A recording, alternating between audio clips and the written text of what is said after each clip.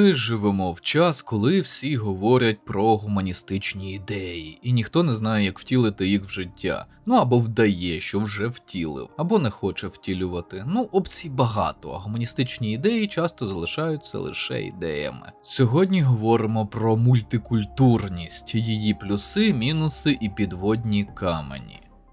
Що таке мультикультуралізм?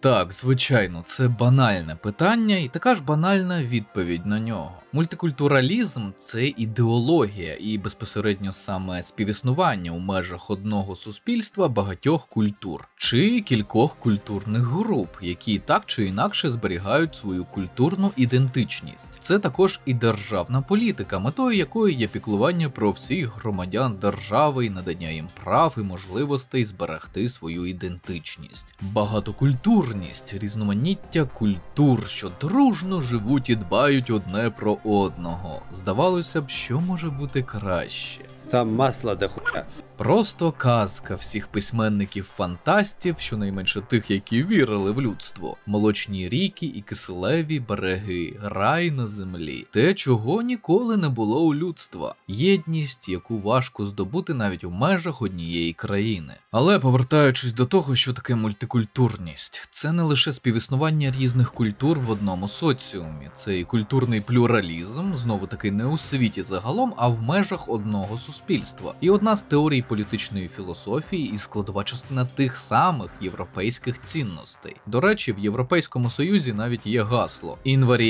Concordia», буквально єдність у різноманітті. Ну або злагода у різноманітті. І це дуже правильне гасло, бо одні лише економічні зв'язки 27 демократичних країн і всіх, хто в них живе, не об'єднають. Позитивне ставлення до багатоманітності культур на території однієї країни не придумали у 20 столітті, але саме поняття з'явилося у 50-х-60-х роках минулого століття у період боротьби великої частини населення США за права латинос-індіанців. Задовго до нашого часу існували держави, у яких більш-менш лояльно ставилися до представників інших культур серед своїх громадян. Формулюю саме так, бо завжди слід враховувати тогочасні реалії. Також нагадую, що на нашому каналі не дуже давно вийшло відео про культуру і психологію з назвою «Велика культура. Імперський міф». Рекомендую для перегляду. Тема багатокультурності дуже пов'язана з колоніалізмом,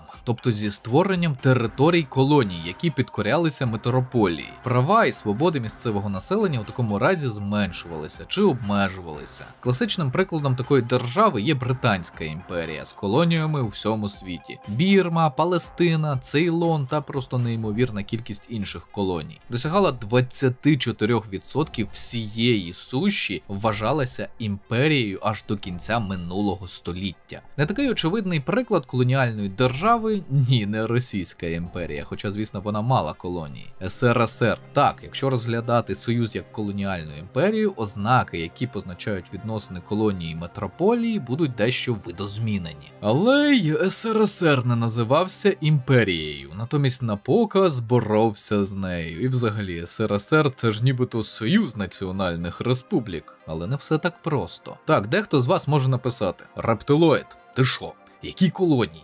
СРСР – це Союз республік, ти ж сам казав». Я не вчора прилетів з Нібіру і не стверджую, що Україна була колонією в класичному розумінні цього слова. Але політика цього так званого Союзу таки була колоніальною, і не тільки щодо України. Тож давайте розглянемо особливості Союзу Радянських Соціалістичних Республік як колоніальної імперії детальніше. Перше. Примусовість. Якщо почитати, послухати російські джерела, то можна дізнатись, що ніякого примусу абсолютно не було. І всі наші предки з дитинства хотіли і мріяли бути в СРСР. Навіть якщо взагалі не знали, що таке партія, народилися за царя і не вміли читати. Усе точно так і було. Але якщо серйозно, як же не було примусу, якщо, наприклад, існувала УНР і ЗУНР, за незалежність яких боролися, проливали кров. Не кажу про те, що всі були проти встановлення червоного режиму, ні. Багато хто бажав мати краще життя, і комуністи його обіцяли. У цьому вони і сьогодні реальні профі. Ну і вийшло так, що після програшу УНР в радянсько-українській війні вже не залишилося ніяких інших варіантів. Так чи був той примус? Друге.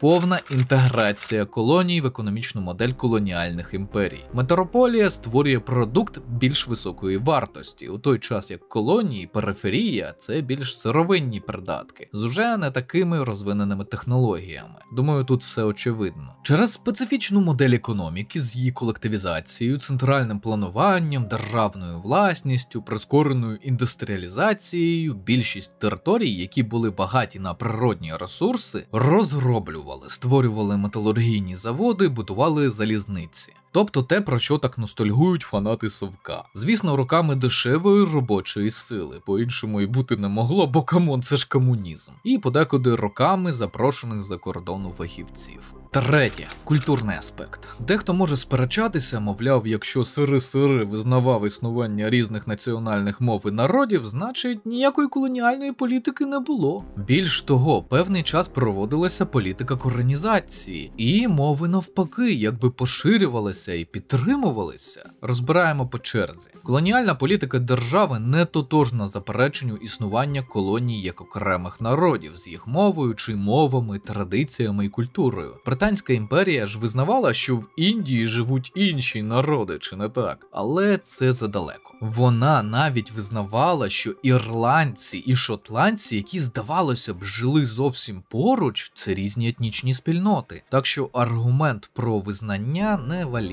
Натомість колоніальна політика характеризується прагненням знищити ці самі культурні аспекти чи максимально їх нівелювати. Змінити на мову, культуру метрополії, тобто самої імперії, чи їхній мікс. І тут переходимо до тимчасової коренізації. У нашому випадку це була українізація, щоб зробити компартію більш популярною серед народу і сприяти індустріалізації. По-перше, вона відбувалася десь 10 років, що не так вже багато в історичному контексті. І по-друге, важливо те, чим вона закінчилася, і які були її наслідки. Впевнений, на Ютубі є багато відео на цю тему, але один з цих наслідків – знищення великої частини української інтелігенції, тієї частини, яка була надто проукраїнською чи антирадянською. Тобто у СРСР хотіли зробити нас всіх єдиними. Прям як некроморфи у Dead Space. Make us whole again. І те, що нас від них відрізняє, наше розуміння цього простого факту, який вони просто не сприймають. Тож вони хотіли створити ідеального совєтського чоловіка, і частково це в них вийшло, на жаль. І це ми не згадуємо про те, що в певний момент СРСР просто по суті підхопила естафету Російської імперії, бо обіцяні свободи і рівність населення так і не отримало. Натомість отримала розстрільні списки, трійки НКВС, голод, закріплення за колхозами, і все це на фоні індустріалізації і боротьби за всесвітню революцію, яка от-от мала б перемогти. Тільки картки на їжу введемо. І насправді з такими підходами до управління та ідеєю нічого іншого не могло бути. Так червоний комунізм став червоною чумою, яка й досі отрує мізки багатьох людей. Звісно, ми дещо відволіклися, і це не основна наша сьогоднішня тема, і це не повний розбір усього, що об'єднує політику СРСР і колоніальну політику будь-якої, так би мовити, пристойної імперії. Якщо ви хочете окреме відео на цю тему, пишіть у коментарі. Так от, повертаючись до того, як саме пов'язана мультикультурність з колоніалізмом. Дуже просто. Через свої, так би мовити, гріхи минулого, ну і через економічні причини, зокрема наслідки великих воєн, низка європейських країн сповідує принцип мультикультурного суспільства, принаймні на папері. Чому тільки так? Про це трохи пізніше. Ну і останні події, наприклад, той рівень того ж таки антисемітизму, спонукають саме до таких думок. Коли найбільші марші організовують, підтримуючи начебто Палестину, однак усі скромно забувають про той самий Хамас, який зараз поки що є невід'ємною частиною тієї ж Палестини, і про інші не зовсім законні угрупування поблизу тих територій. Зривають листівки з фото викрадених дорослих і дітей і говорять щось типу такого. They don't have a lot of diversity here. It's just Finns and Finns and Finns, and everywhere you look, they are just Finns. So it's a bit difficult to blend in here. But I think that's something that is solvable in the near future because more and more immigrants are coming here, and it's good for the society. Розказують, що їх недостатньо підтримують і вимагають припинення вогню, що саме собою, звісно, дуже добре, бо означає зменшення руйнувань і жертв. Але чи зупинить у такому випадку вогонь Хамас, і якщо зупинить, то чи надовго? Чи не повториться 7 жовтня? Питання без відповідей. Ще є Хезбола, чий одіозний лідер Насралла – один з найбільш популярних лідерів арабського світу. Так от, риторичне запитання. Теоретично, чи можна було б робити щось подібне, наприклад, нашим людям за кордоном так масово і без якихось серйозних наслідків? Не думаю. Зокрема, маю на увазі підтримувати терористичні організації. Так, бо Хамас і Хезбола визнані у багатьох країнах саме такими організаціями. І те, що частина людей, яка підтримує мітинги з їх символікою, про це не знає, нічого особливо не змінює. Уже мовчу взагалі про історію того ж антисемітизму в Європі і те, як дехто радо поспішає повторити нібито вже вивчені уроки минулого. А щодо економічного аспекту, така політика багатокультурності насправді була, подекуди і досі є доволі вигідною.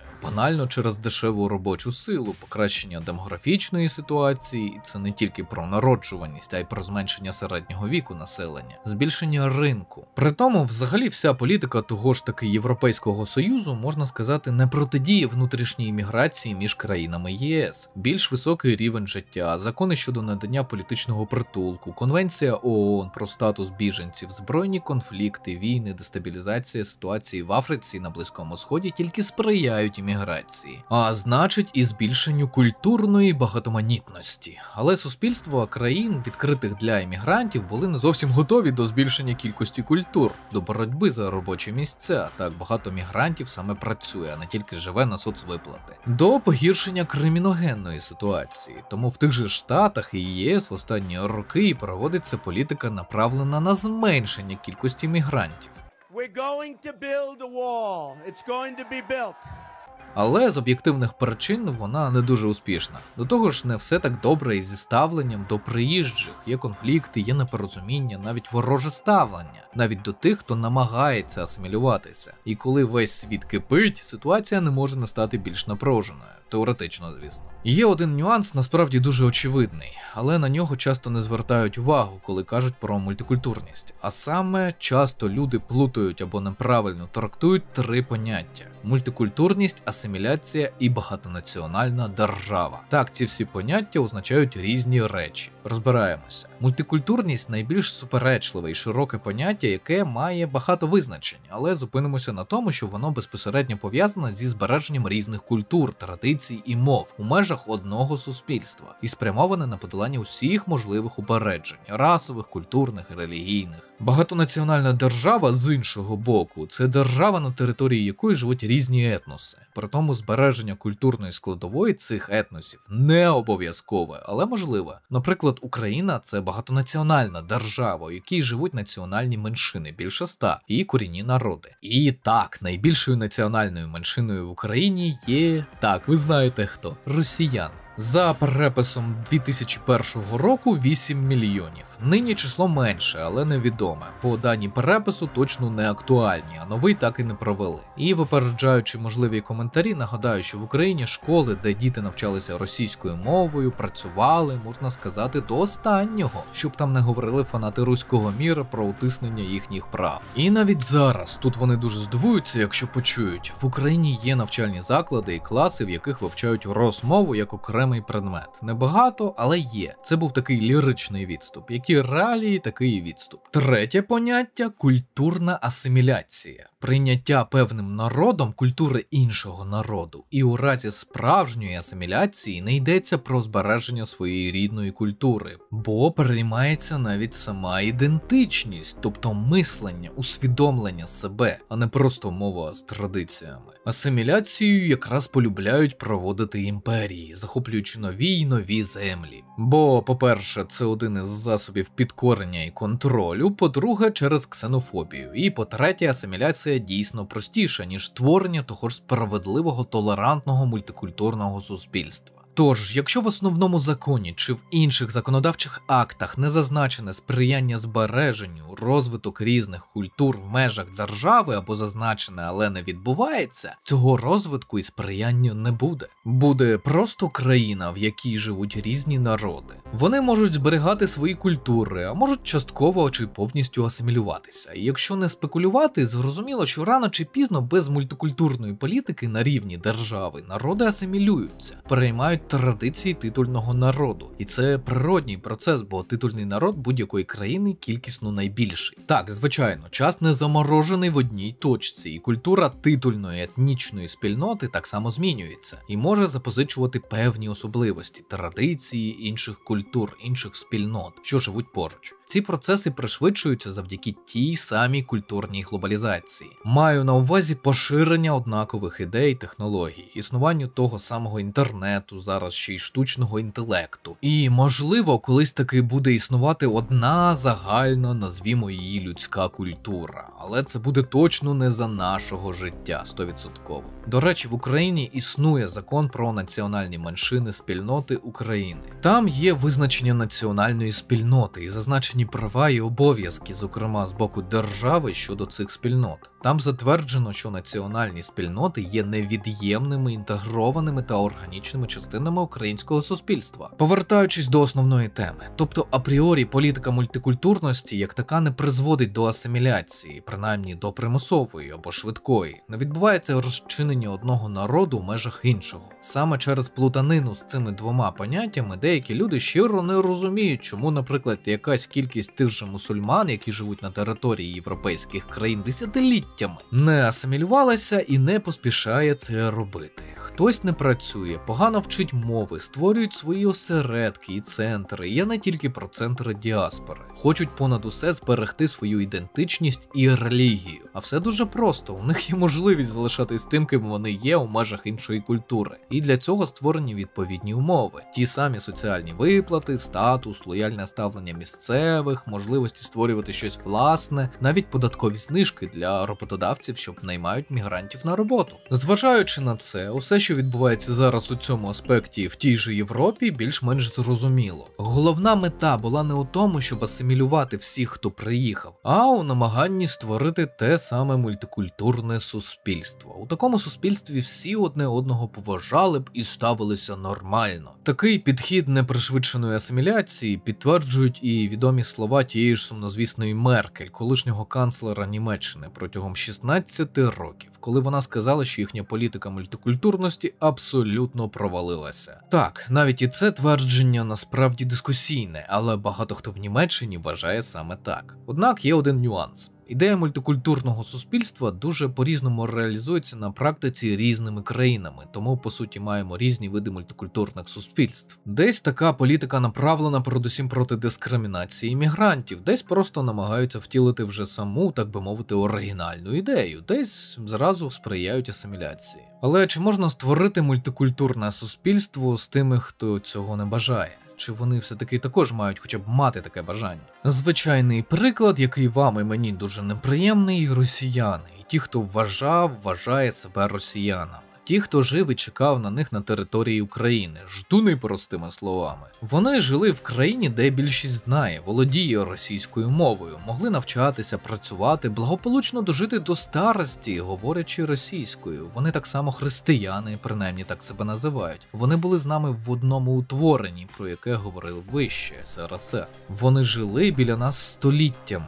Але цього всього було замало. Вони завжди хотіли більшого. І це навіть не про повернення до складу постсовка. Ідеологія тієї країни, яку вони вважають своєю, тобто Росії, однаково взяла гору. Навіть не маю на увазі якусь імперськість, а більше цивілізаційний вибір, якщо його можна так назвати. Вони вибирали жити в одній країні, мріючи про те, щоб вона фактично зникла, ставши частиною чи сателітом іншої. У кращому разі їм було просто однаково, де вони живуть, поки в 2014-му вони не відчули зміну атмосфери і те, що вони знову знадобилися. Мультикультурність не працює, якщо одна з культур заточена або направлена на знищення усіх відмінних, незгодних з нею. Тепер ми з вами це точно знаємо. Якщо вас раптом турбувало питання, чому людство, різні народи тисячоліттями живуть на одній планеті і ніяк не можуть знайти спільну мету, а більше воюють і поневолюють одне одного, у мене є частина відповіді на це запитання. Так склалося, що люди істоти, які не дуже довіряють іншим таким же людям, які перебувають не в їхній соціальній групі. Ми не дуже довіряємо чужинцям. І це сталося з людством уже давно. Справа не у якомусь шовінізмі, фашизмі чи нацизмі. Вони тільки один з наслідків.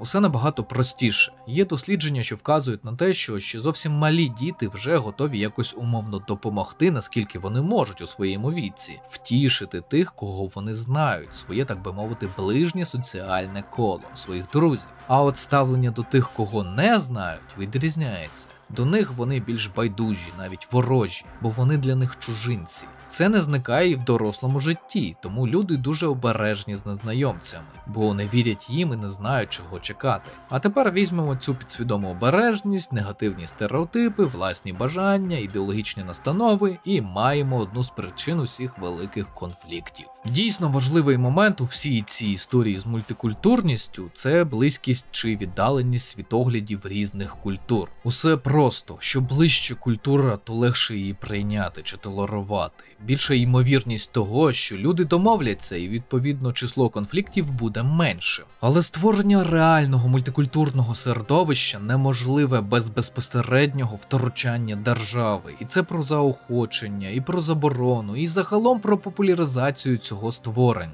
Це кропітка і складна праця. І втілити цю ідею в реальність важко, хоча ідеї взагалі важко втілювати. Вигоди мультикультурності. Збагачення культур, що співіснують. Теоретичне мирне життя. Залучення досвіду інших культур, робочих рук, мізків, розширення економічних зв'язків. Мінуси мультикультурності. Дехто вказує на можливе стирання культурної національної ідентичності, хоча це насправді не для всіх мінус. Знищення, занепад традицій, перевага групи над особою в межах держави. Конфлікти через різність культур. Але, мабуть, найголовніше запитання, чи реально все-таки зберегти свою культуру в мультикультуралізмі. Ну, можна сказати, що якісь випадки були. Канада у цьому аспекті це зразок мультикультурної держави. Але ми ж з вами розуміємо, що там історично ситуація була зовсім іншою, порівнюючи з іншими країнами Заходу. Але все-таки сам час взагалі не сприяє збереженню культур. Натомість цьому мають сприяти самі люди і їхні держави. Якщо ви запитаєте мене, чи можливо створити ідеальне мультикультурне суспільство, у якому всі будуть усім задоволені, я відповім ні. Не в цьому столітті, не тоді, коли цивілізаційні країни ще не знайшли важелі впливу на варварські. Ну або ж знайшли, але не хочуть їх використовувати. А може це взагалі неможливо. Мультикультуралізм у відеоігровій індустрії. Так, у нас зараз усюди, якщо говорити про західний медіапродукт, особливо американський, телебачення, серіали, кіно, ігри, є певний тренд на мультикультурність. Тут маю на увазі не тільки підбір акторів, а взагалі теми. Цей тренд не всім подобається, дехто просто не розуміє, що відбувається, але споживати медіапродукти через це люди масово не припинили чомусь. Може, тому що більшості вже не так і не подобається. Врешті-решт, зокрема у такий спосіб люди знайомляться з іншими культурами, часто з їхньою ідеальною версією, але все ж. Чи з тим, як декілька культур уживаються на одній території, що також непогано. Ну і не забуваємо про те, що в наш час багато що вирішує ринок. Більше людей дивляться продукт, більше прибуток. І думаю, що не відкрию якийсь секрет, сказавши, що людям подобається зіставляти себе, порівнювати, асоціювати себе з персонажами на екрані. Тому сучасні суспільства, сформовані з представників різних культур, етносів і рас, будуть створювати медіа, які будуть охоплювати якомога більше цих самих культур, етносів і рас. І також не відкрию секрет, нагадавши вам, що зараз навіть існують расові і гендерні квоти у фільмах. Зрада це чи перемога, складно сказати, але маємо те, що маємо.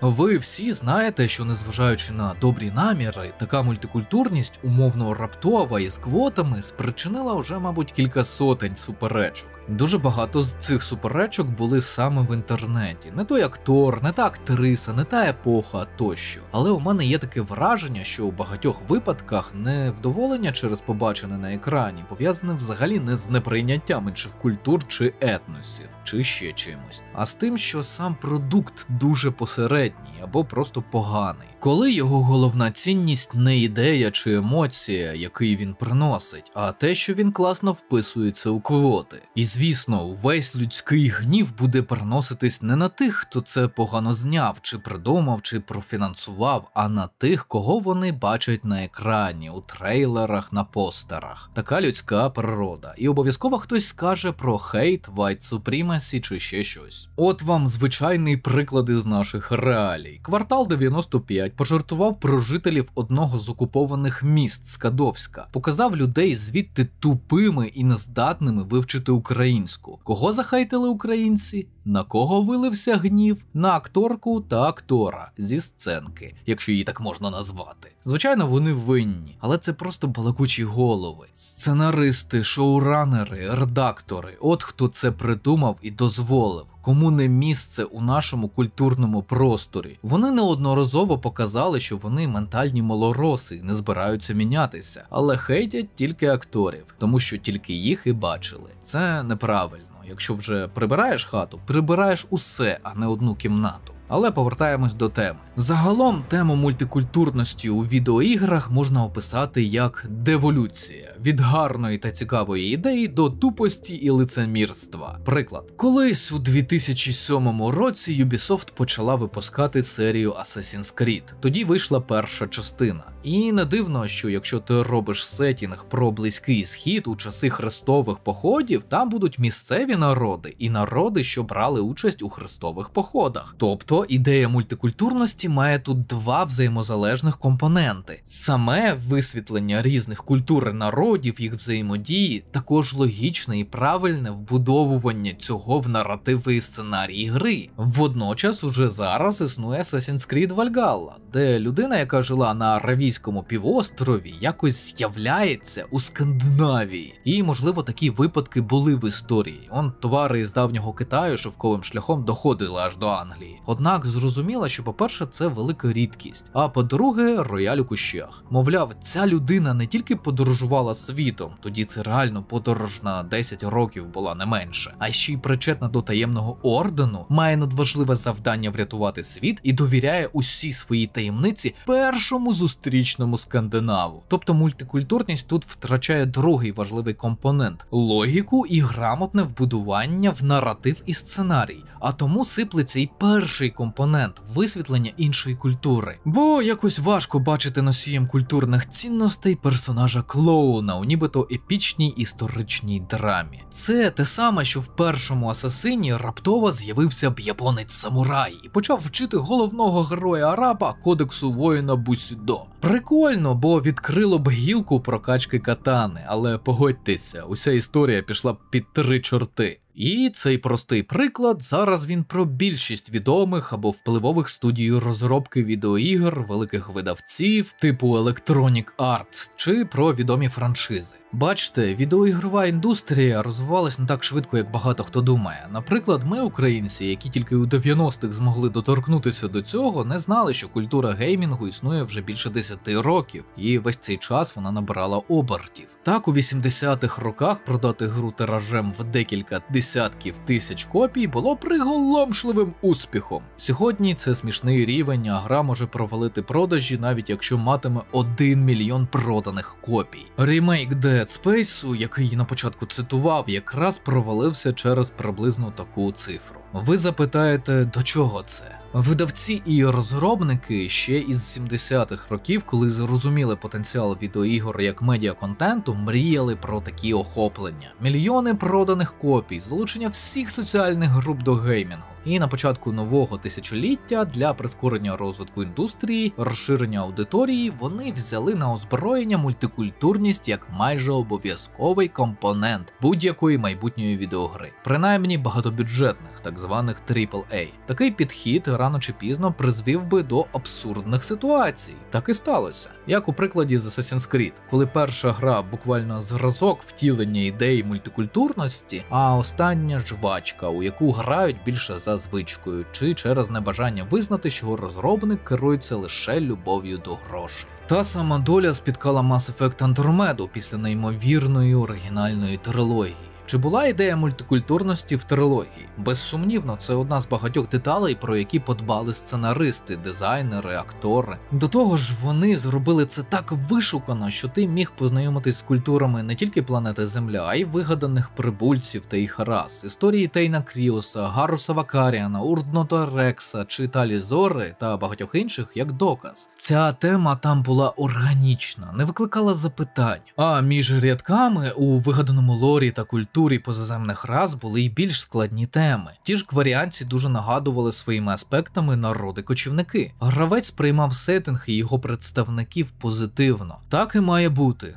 Це ж космос через століття. В Андромеді майже все було побудоване на тому, аби виставити мультикультурність та ідею різноманіття перемагає космічного Гітлера. Не жартую, це буквально короткий переказ сюжету гри на 70 годин. Треба казати, як це закінчилося? Абсолютний провал у критиків, гравців і в продажах. Це майже знищило студію BioWare, принаймні репутаційно. До речі, про це все робив свого часу велике відео. Про Mass Effect загалом десь 8 годин контенту. Епічна історія, як студія мрійників йшла до успіху і досягла його, щоб потім просрати все через жадобу видавця і через погане втілення ідеї мультикультурності понад усе, яка повинна була збільшити аудиторію і капіталізацію. Нині, після подібних скандалів, нарешті видавці почали потроху відмовлятися від того, щоб ідеї мультикультурності були всюди. Зараз це не так крінжово виглядає. А якщо така гра не вдала, гравці вже не сприймають її з такою агресією, а просто не купують. Бо знову таки, коли гравці здебільшого були невдоволені відеоіграми за те, що вони погані відеоігри, а не тому, що там хтось із персонажів мав якийсь інший колір шкіри чи дивний акцент, то розробники показували карту «Гра не сподобалася расистам, шовіністам, сексистам і фашистам. Це вони її хейтять. Це не наша аудиторія. Не грайте в нашу гру. Уходьте звідси». Не жартую. Це буквально цитата розробника 5-го Battlefield, коли гравці сказали, що гра фігова, бо її випустили сирою, недоробленою і з історичними помилками у сеттингу Другої світової. Звісно, після цього та інших сумнівних рішень репутацію DICE, студії розробника, спіткала доля BioWare. Загалом приємно усвідомлювати, що мода на мультикультурність у крінжовому вигляді стихає, принаймні на мою думку, у відеоігровому сегменті. Бо це був дуже трешовий період, який сприяв появі купи поганих трендів, один з яких – мода на ненависть до відеоігор. Але це вже інша тема. Висновки. Мультикультурність – це саме та ідея, яка ще довго буде як у політичному, так і в глобальному інформаційному просторі всієї нашої планети. Частково через ідеї мультикультуралізму громадяни інших країн нам будуть нагадувати про хороших узьких і так зване примирення. Водночас треба розуміти, мультикультурність, як і багато подібних ідей, це насамперед інструмент суспільств, країн, влади, політиків, громадян і народів. Він не сталий, він може еволюціонувати і деградувати. В одній країні може спричинити підвищення середнього рівня життя, підвищення ВВП, загалом сприяти розквіту суспільства, а іншу країну може призвести до розрухи, загального погіршення. Тому спочатку просто для себе необхідно прагматично поглянути на цей інструмент і визначитись не емоціями, а розумом, аналізом. Чи підходить він конкретно для вас? Чи зможете ви жити в суспільстві, де він домінує? Чи хочете бачити його в Україні з огляду на ті реалії, які чекають нас після війни? Бо, якщо чесно, трохи сюрреалістично спостерігати серйозні розмови дорослих людей про те, чому ельфи у серіалу «Відьмак» від Netflix якісь не такі. І при тому так і не почути від них же дійсно важливі теми, пов'язані з мультикультуралізмом от прямо тут і зараз, у нашій державі та світі. Якісь дещо збиті пріоритети, чи я не правий? На мою думку, це треба виправляти. А на цьому будемо завершувати. Канал вашої нібіріанської ящерки також можна підтримати за посиланням в описі. На вибір 3 варіанти на ваш смак: Patreon, BuyMeACoffee та Donatello. Потім розрахуюсь з вами класичними матеріалами про кризову і військову психологію з оглядами та розборами відеоігр. Звичайно, українською. Нагадую, що всі патрони можуть поставити питання у коментарях під відео, на платформах підтримки та в особистих повідомленнях. Ці питання обов'язково побачу і відповім у межах своєї компетенції. А ті поважні пані та пани вже підтримали канал. Шана та дяка. Особлива подяка. Янголи-охоронці. Грінго, Володимир Іващенко. Генерали.